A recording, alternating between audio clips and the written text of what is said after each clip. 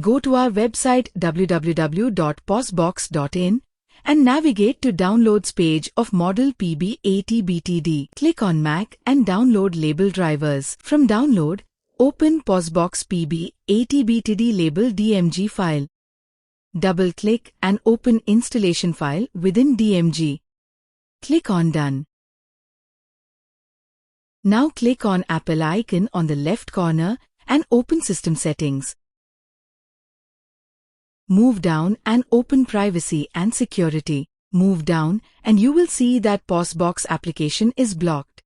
Click on Open Anyway and on pop-up, click on Open Anyway again. When asked, give your password. PosBox driver installation is completed. Now we have to connect our printer with your Mac. Go to Printers and Scanners. Click on Add Printers. Connect printer USB cable with your Mac. And you will see PosBox printer connected on USB. Select PosBox printer. In some cases, it will start printing some lines automatically. Click on Use and then click on Select Software. A pop-up will appear. Here search for PosBox. Select PosBox PB80BT-D label and click OK. Now click on Add.